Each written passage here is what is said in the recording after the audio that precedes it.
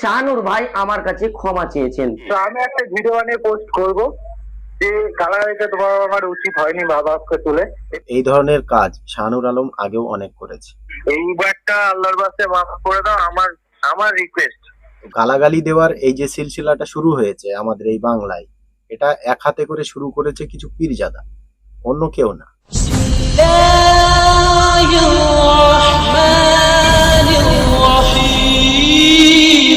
আসসালামু আলাইকুম প্রিয় দর্শক, আমার নাম মোহাম্মদ আব্দুল হাবিব মন্ডল আর আপনারা দেখছেন হাসিম মিডিয়া। আপনাদের স্ক্রিনে এই যে ফটোটা আপনারা দেখছেন, এই ভাইটার নাম আশিকুর রহমান। ইনি প্রতিবাদী কিছু ভিডিও বানায়। সেই উপলক্ষে শাহানুর আলম বলে এই যে ছেলেটাকে আপনারা দেখছেন, আশিকুর রহমানের মা বাবা তুলে একটা ভিডিওতে গালাগালি করেছিল কিছুদিন আগে। ওই রকম গালাগালি একবার আমাকেও করেছিল, আমি প্রতিবাদী ভিডিও বানিয়েছিলাম, কিন্তু তারপরে সে আবার একটা ভিডিও করে আমাকে গালাগালি করেছিল। তো আমি কোনো অ্যাকশন নেইনি। ওটাই ওদের প্রতিবাদ করার ঢং, হয়তো শিখিয়েছে যাদের ভক্ত হয়েছে ওরা। কিন্তু আশিকুর ভাইকে যে গালাগালিগুলো করা হয়েছিল, সেই ক্ষেত্রে আমাকে কাল রাতে সুজাউদ্দিন ভাই ফোন করার পরে আমি নামাজ পড়তে গিয়েছিলাম। নামাজের পরে আমি এসে দেখলাম সুজাউদ্দিন ভাইয়ের মিস কল আছে। তো আমি একটু ফ্রি হয়ে কল করলাম। কল করার পরে সুজাউদ্দিন ভাই বলল যে আশিকুর ভাই আপনাকে একটু ফোন করতে বলেছে। তো আমি তো ব্যস্ত ছিলাম, কলটা আমি বললাম একটু পরে করব। ততক্ষণের ভিতরে আশিকুর ভাই আমাকে কল করেছে যে হাসিম ভাই, সেই শাহানুর আলম আবার গালাগালি করছে মা বাবা তুলে, তো এখন পরিস্থিতি কি করব?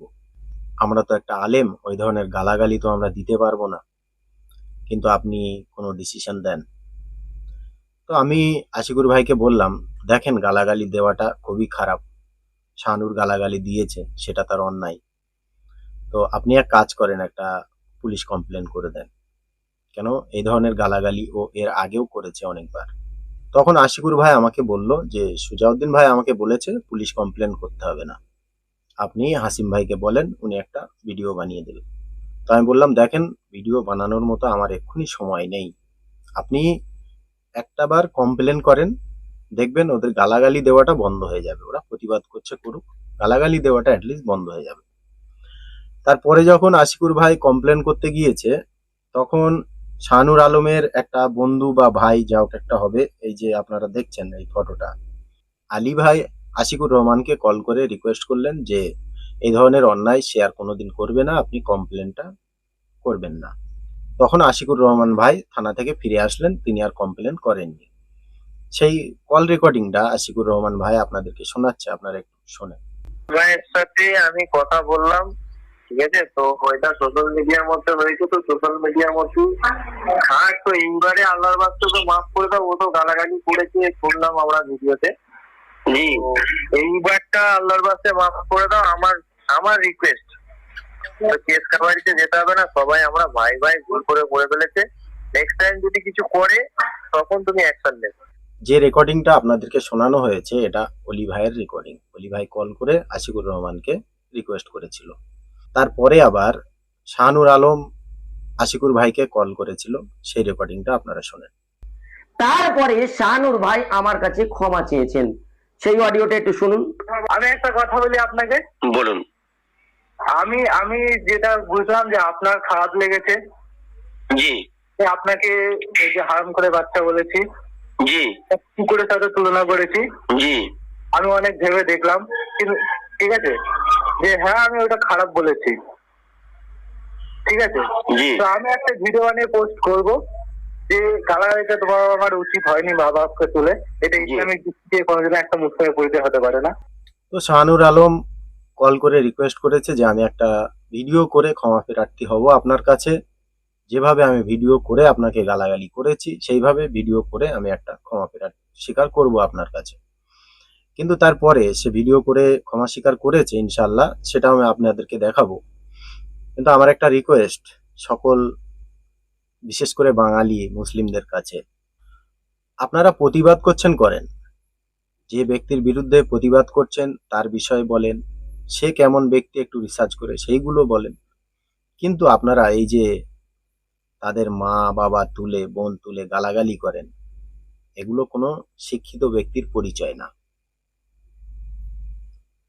ঠিক এই কথাটা, যে কথাটা আমি এক্ষুনি আপনাদেরকে শোনালাম, বিশেষ করে এই শাহানুর আলমকে, এই কথাটা আমি কিছু পীরজাদাকেও বলেছিলাম যে আপনাদের ওই সকল আলেমের কথা প্রতিবাদ আপনাদের ভালো লাগে না, আপনাদের ক্যাশে ঠেকে না, তো আপনারা কোরআন হাদিস দিয়ে তাদের প্রতিবাদ করুন। তাদের মা বাবা তুলে গালাগালি, এগুলো কোনো আলেমের পরিচয় না। আর বিশেষ করে যারা এই গালাগালিগুলো করতো তারা সকলেই পীরজাদা। তাদের ভিতরে একটা আধা মেবি আছে এদিকে ওদিকের, বাকি সকলেই পীরজাদা। তো গালাগালি দেওয়ার এই যে সিলসিলাটা শুরু হয়েছে আমাদের এই বাংলায়, এটা এক হাতে করে শুরু করেছে কিছু পীরজাদা, অন্য কেউ না। এখন আপনারা শোনেন যে শাহানুর আলম কিভাবে ভিডিও করে ওই আশিকুর রহমান ভাইয়ের কাছে ক্ষমা স্বীকার করেছে, দেখেন এটা। সো গাইস, আমি একটা ভিডিও করেছিলাম আশিকুর রহমানকে নিয়ে। তো ভিডিওটা কম বেশি তোমরা সকলেই দেখেছো। তো ভিডিওটাতে আমার এক জায়গায় খালি ভুল হয়েছে, যে আমি বলেছিলাম হারামখোরের বাচ্চা আর কুকুরের সাথে তুলনা করেছিলাম। তো ওখানে আমার ভুলটা হয়েছে যে কাউকে নিয়ে যখন কিছু বলবো তখন কিন্তু তাকে নিয়ে বলা উচিত, তার মা বাপকে তোলা উচিত নয়। তো আশিকুর রহমানের মা বাপকে তোলা আমার ভুল হয়েছে। তো আমি আমার দিক দিয়ে আমি যেটা ভুল করেছি আমি ভুল উইথড্রল করে নিলাম। আর সবাইকেই বলবো ভাই, যাকে নিয়ে বলবে তাকে নিয়েই বলো, কারণ মা বাপ তোলাটা উচিত নয়।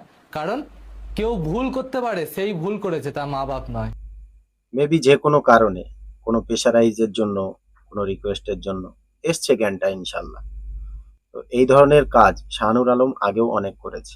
বিশেষ করে মুফতি আব্দুল মাতিন সাহেব, কায়েম সাহেব, তাদের গালাগালি করেছে, আমাকেও গালাগালি করেছে, সুজাউদ্দিনকেও গালাগালি করেছে। দেখেন, গালাগালি দেওয়াটা কিন্তু কোনো শিক্ষিত ব্যক্তির পরিচয় হতে পারে না। যদি আপনি বলেন যে আমাদের ওই জাদাগুলো গালাগালি করে, যাদের আমরা ভক্ত হয়েছি, তো আমার রিকোয়েস্ট আপনার কাছে, আপনার পাপের ভাগ কোনো জাদা নিতে পারবে না।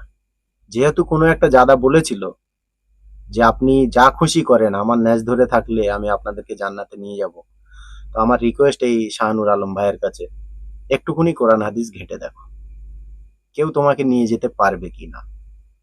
লোকের কথায় বিশ্বাস করার মতো আমাদের পরিস্থিতি নেই। আমাদেরকে পড়ে দেখে রিসার্চ করে তারপরে সেই জিনিসের উপরে আমল করতে হবে, বিশেষ করে আমাদের দিন শরিয়াতের জন্য। তো আমার রিকোয়েস্ট শাহানুর আলম ভাইয়ের কাছে, দ্বিতীয়বার কোনোদিন এই ধরনের গালাগালি করবেন না।